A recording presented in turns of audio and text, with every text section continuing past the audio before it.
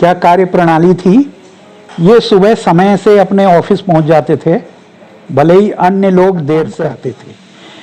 और कृष्णदास जी को तो बाबा ने मना कर दिया। कृष्णदास, आपकी अनुमति हो मैं उनको लिख दूं कि आप आ जाओ। बाबा ने मना कर दिया, कोई ज़रूरत नहीं है, क्या करना है मुझे। तो वो लिख के शाह जी कहते हैं मुझे तो ठीक नहीं है। बाद में एक दिन अचानक से बाबा ने कह दिया जाओ अमेरिका जाओ। रामदास से नहीं, कृष्णदास से। हरे राम करो राम हरे कृष्णा करो हरे कृष्णा करो रे बाबा कृष्णा करो रे हरे हरे करो रे बाबा हरे राम। जय जय श्री राम, सबको प्रणाम। पारस स्पर्श भी पारस स्पर्श तो दादा मुखर्जी की है, जो दादा मुखर्जी ने बाई हिज ग्रेस लिखी। अच्छा, उससे कुछ खंड लेके पारस स्पर्श है। वो हिंदी अनुवाद प्रेम शंकर गुप्ता जी ने किया है, उनकी पुस्तक में आगे दिया हुआ है। दादा मुखर्जी ने अंग्रेजी में लिखी, अच्छा, उसका अनुवाद है ये पारस स्पर्श। मेरे पास है पारस स्पर्श भी, ये पुस्तकें कहेंगे तो मैं आपको दिखा भी दूंगा, थोड़ा समय लगेगा बाद में। तो इस प्रकार का अब के शाह जी का यात्रा आगे बढ़ रही है। हाँ, वो सन 70 के आसपास तक पहुंच गई। इस बीच ये अपना सरकारी सेवा करते रहे। अब सरकारी सेवा में इनका क्या ढर्रा होता था, क्या कार्य प्रणाली थी। ये सुबह समय से अपने ऑफिस पहुंच जाते थे, भले ही अन्य लोग देर से आते थे। जाकर के ये अपना काम 2-3 घंटे में पूरा कर देते थे, जो पिछले दिन का है, कुछ उस दिन का है। जबकि अन्य कर्मचारी बाहर धूप सेक रहे हैं। नैनीताल ठंडी जगह है, जाड़े का मौसम, बरसात का मौसम, या टूरिस्ट सीजन होता है तो बाहर खड़े गपशप मार रहे हैं, बीड़ी सिगरेट पी रहे हैं, पान खा रहे हैं, चाय पी रहे कैरम हैं खेल रहे हैं। बाहर में, ऑफिस से बाहर म्युनिसिपल बोर्ड में। के शाह अपना काम निपटा के और 12, 1, 2 जैसा काम हुआ, बस उठाया झोला, कैंची मंदिर। अब ऑफिस के सब लोग सीनियर जूनियर सब जानते थे, अगर कोई आ जाए बाद में कि वो कहाँ है, वो तो कहाँ होंगे, वो तो कैंची ही होंगे, अब तुम कल आना सुबह और जो काम दोगे कल सुबह ये कंप्लीट मिल जाएगा। ये मुझे के शाह जी ने नहीं, और लोगों ने भी बताया है, नाते रिश्तेदार, क्योंकि मैं नैनीताल तो मेरा बहुत संपर्क रहा है। वहाँ मैं ऑफिस, जो आज इनकम टैक्स ऑफिस है, उसकी बनाने की पूरी प्रक्रिया में, अल्मोड़ा का इनकम टैक्स ऑफिस, अच्छा, अल्मोड़ा हल्द्वानी का, गोलापार का, ये सब मेरे कार्यकाल में, जब मैं कमिश्नर इनकम टैक्स यहाँ रहा, उस 3 साल के अंदर 3 ऑफिस हमने नए बढ़िया 1-1, 2-2 करोड़ की लागत वाले, अल्मोड़ा वाला तो मैंने भी देखा, काफी अच्छा बना। वो हमने भूमि पूजन से लेके वो पूरा बनने तक, केवल मेरे रिटायरमेंट दिसंबर 13 में रिटायर हुआ, तब तक उनका उद्घाटन नहीं हो पाया, क्योंकि सीनियर अधिकारी जो हमारे बोर्ड के मेंबर वो नहीं आ पाए। अच्छा। नहीं तो मैं रिटायरमेंट के पहले तीनों का उद्घाटन करा सकता था, बाद में हुआ, फिर चलता रहता है, ये तो सरकारी प्रक्रिया है। तो उसके बाद ये तो के शाह जी का अपना ऑफिस का काम था। हिंदी, अंग्रेजी, कुमाऊनी, ये सब उनकी थी। अंग्रेजी भी बहुत अच्छी नहीं, लेकिन काम चलाऊ ऐसी थी, ये इंटरप्रेटर का काम करते थे। और कृष्णदास जी को तो बाबा ने मना कर दिया। कृष्णदास, इनका जैफ नाम था, काजल जैफ, कुछ इस तरह नाम था कृष्णदास जी का। ये रामदास जी के संपर्क में आए। उसके पहले इनको बहुत व्यसन लग चुके थे, शरीर में भी दिक्कतें, काम धाम भी सेट नहीं था। ये क्लब में गाया करते थे, जो होता है ना, रात्रिकालीन क्लबों में कुछ गाया जाता है, भारत में भी है, विदेश में भी है। हाँ, तो वो रामदास ने इनको कहा कि तुम ये छोड़ो, ऐसा करो, ऐसा करो। महाराज जी के किस्से, कुछ चीज़ें, अनुभव अपने बताए। तो ये बात है 71 के आसपास की। तो फिर इन्होंने कहा कि मैं उनके दर्शन करना चाहता हूँ। रामदास जी ने कहा जाओ तुम वहाँ। तो वो बोले ऐसे तो बाबा पता नहीं कहाँ होते हैं, कब होते हैं, कभी वृंदावन, कभी कहीं, कहाँ जाओगे, कभी मिलेंगे नहीं मिलेंगे, कभी कभी तो किसी को आने से मिलने से ही मना कर देते हैं।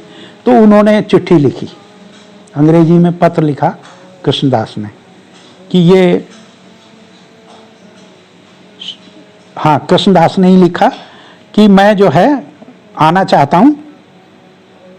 वो के शाह जी को लिखा। अच्छा। के शाह जी पत्र लेके महाराज जी के पास पहुंचे। महाराज जी से कहा कि भी रामदास ने एक अंग्रेज जो हैं उनको आपसे मिलने के लिए अनुमति मांगी है, आपकी अनुमति हो मैं उनको लिख दूं कि आप आ जाओ। बाबा ने मना कर दिया, कोई ज़रूरत नहीं है, क्या करना है मुझे। तो वो के शाह जी कहते हैं मुझे तो ठीक नहीं लगा कि भाई रामदास जी इतने अच्छे भक्त हैं और जो रामदास जी चाह रहे हैं कि ये वहाँ दर्शन बाबा इनको दे दें, तो बाबा मना क्यों कर रहे हैं। तो बोले मैं गुस्सा हो गया बाबा से और मेरा मुंह लटक गया, लटकाया कोई जान के नहीं, मेरा स्वाभाविक प्रतिक्रिया हुई। होता ही है। अब बाबा देखे कि ये तो गुस्सा हो गया। बड़ा मतलब, तो कहने लगे क्या चाहता है तू। बोले मैं चाहता हूँ उसे आप आने दीजिए। बोले लिख दे फिर तू, तेरी जो इच्छा है लिख दे। तो वो बाबा, वो इन्होंने एक पत्र लिखा कि बाबा ने सहमति दे दी है, अब आप अपनी सुविधा से आएँ। उस पत्र की वो कृष्णदास ने चैंटिंग ऑफ लाइफ टाइम में इनका पत्र छापा है। अच्छा। ये सन 70 का लिखा हुआ है। तो उन्होंने लिखा कि मेरा जो बाबा से संपर्क हुआ वो के शाह की कृपा से हुआ है। अच्छा। के शाह अगर मना उससे उस तरह आग्रह पूर्वक नहीं कहते और वो लिख देते बाबा ने आज्ञा नहीं दी है, तो बस बात खत्म हो जाती। उसके बाद वो कई महीने रहे हैं। अच्छा, तो कई महीने वो रहे। बाद में एक दिन अचानक से बाबा ने कह दिया जाओ अमेरिका जाओ। रामदास से नहीं, कृष्णदास से। कृष्णदास जी से। अब वो जाना नहीं चाहते थे, वो तो अपना वहाँ सब कुछ अपना बेच बाच के घर मकान अमेरिका कपड़े लप्पे, हाँ बोले मैंने जीन्स वीन्स सब बेच दिया था, सब मतलब छोड़ आया था। बेचना नहीं जरूरी है, बेचने लायक चीज बेची होगी, और ये सोच के आए थे कि मैं यहीं रहूंगा। अब बाबा ने कह दिया जाओ। तो बोले मुझे, कृष्णदास जी को बड़ी निराशा हुई और बड़े चिंतित हुए कि मैं वहां जाके क्या करूंगा, कैसे मेरा गुजारा होगा, कहाँ जाऊंगा। और वो बाबा की आज्ञा हो गई। तो फिर मैंने सोचा कि बाबा ही व्यवस्था करेंगे। बोले मैं आसन के पास से, तखत के पास से कैंची से उठा अपना झोला लेके, थोड़ा 20-30 कदम आगे चला गया। जाके फिर मैंने बाबा को मुड़ करके देखा, थोड़ा मैं ठिठक गया, खड़ा रहा। फिर मेरे अंदर से एक आवाज आई, मैं बाबा के लिए गाऊंगा। बस तब से मैंने अपना ध्येय बना लिया कि मैं हनुमान चालीसा, सुंदरकांड, नाम संकीर्तन, श्री राम जय जय राम आदि, और ये जाकर के वहाँ इन्होंने यही किया और आज तक कर रहे हैं। और इनकी गैदरिंग जो होती है, जो इनके कंसर्ट्स बोलते हैं क्या, इस तरह, तो हजारों लोग विदेशी वहाँ होते हैं। जर्मनी में करते हैं, इंग्लैंड में करते हैं, अमेरिका के अलग अलग तमाम शहरों में करते हैं, और आज वो विश्व प्रसिद्ध हैं। तो वो भी उनका जीवन बाबा ने निर्धारित कर दिया।